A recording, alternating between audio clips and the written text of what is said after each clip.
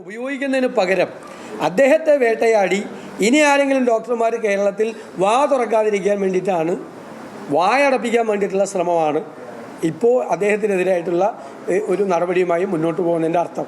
ഒന്നും ചെയ്യില്ല, അദ്ദേഹത്തെ ചേർത്ത് പിടിക്കും എന്ന് പറയുന്ന മന്ത്രി എന്തിനാണ് ഇത്രയും വൃത്തികേടുകൾക്ക് നേതൃത്വം കൊടുക്കുന്നത് എന്നതാണ് ഞങ്ങളുടെ ചോദ്യം. അദ്ദേഹത്തെ പീഡിപ്പിക്കുന്നതിന് വേണ്ടിയിട്ടുള്ള ശ്രമമാണ് നടത്തുന്നത്. അദ്ദേഹത്തെ പോലുള്ളൊരു സത്യസന്ധനായ ഒരു ഡോക്ടറെ, ₹1 കൈക്കൂലി വാങ്ങിക്കാത്ത ഒരാളെ, ഏറ്റവും നീതിപൂർവമായി ജോലി ചെയ്യുന്ന ഒരാളെ എത്രമാത്രം ഒരു ഗവൺമെൻറ് പീഡിപ്പിക്കുന്നു എന്നതിൻ്റെ ഉദാഹരണമാണ്. ഇത് സ്റ്റാലിൻ്റെ റഷ്യയല്ല, ഇത് കേരളമാണ്. ഞങ്ങൾ ബഹുമാനപ്പെട്ട മുഖ്യമന്ത്രിയെ വിനയപൂർവ്വം ഓർമ്മപ്പെടുത്തുന്നു, ഇത് സ്റ്റാലിൻ്റെ റഷ്യയല്ല, ഇത് ജനാധിപത്യ കേരളമാണ്. ആ പാവപ്പെട്ട ഡോക്ടറുടെ മീതെ മോഷണക്കുറ്റം ചോദിച്ചിരിക്കുകയാണ്. സ്റ്റോറിൽ നിന്ന് സാധനം കാണാതെ ഡോക്ടർ എങ്ങനെ ഉത്തരവാദി? ഒരു ഗുളികയുടെ പാക്കറ്റ് പോയി കഴിഞ്ഞാൽ ഡോക്ടർ എങ്ങനെ ഉത്തരവാദിയാകുന്നത്? അത് സ്റ്റോർ കീപ്പ് ചെയ്യേണ്ടത് വേറെ സംവിധാനമല്ലേ? ഹെഡ് ഓഫ് ദ ഡിപ്പാർട്ട്മെൻ്റ് ആണോ? ഇനി അദ്ദേഹം മോഷ്ടിച്ചുകൊണ്ടോ എന്നാണോ? അദ്ദേഹത്തെക്കുറിച്ച് എന്തും ചെയ്യാൻ മടിക്കാത്ത ആളുകളാണ് എന്നതിൻ്റെ ഒരു ഉദാഹരണമാണ്.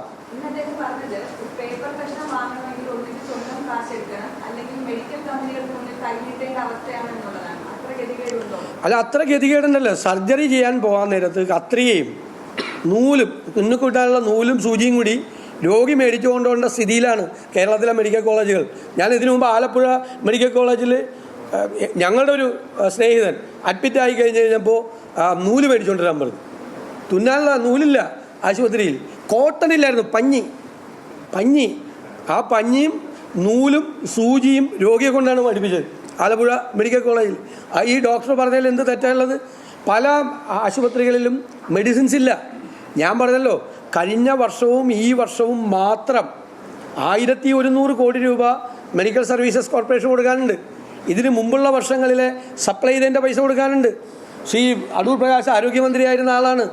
എല്ലാ വർഷവും താഴെ തട്ടിലുള്ള ആശുപത്രികളിൽ നിന്ന് തൊട്ട് മുകൾ തട്ടിലുള്ള ആശുപത്രികൾ വരെ അവർ ഇൻഡൻറ്റ് കൊടുക്കും. ഒരു വർഷം ആവശ്യമുള്ള സർജിക്കൽ എക്യുപ്മെൻറ്റ്സ്, മെഡിസിൻസ് എല്ലാം ആ ഇൻഡൻറ്റ് അനുസരിച്ചിട്ടാണ് മെഡിക്കൽ സർവീസസ് കോർപ്പറേഷൻ ടെൻഡർ വിളിച്ച് സാധനങ്ങൾ വരുത്തി.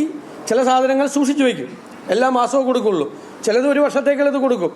അത് കാലാവധി കഴിയാത്ത മരുന്നുകൾ അങ്ങനെ സപ്ലൈ ചെയ്യും. ഇത് മെഡിക്കൽ സർവീസസ് കോർപ്പറേഷന് കോടിക്കണക്കിന് രൂപ കൊടുക്കാനുള്ളത് കൊണ്ട് പ്രധാനപ്പെട്ട കമ്പനികളൊന്നും സപ്ലൈ ചെയ്യുന്നില്ല. അവർ മാത്രമല്ല, പണം കൃത്യമായിട്ട് കിട്ടാത്തതുകൊണ്ട് 30% മരുന്നിൻ്റെ വിലയും അവർ വർദ്ധിപ്പിച്ചു.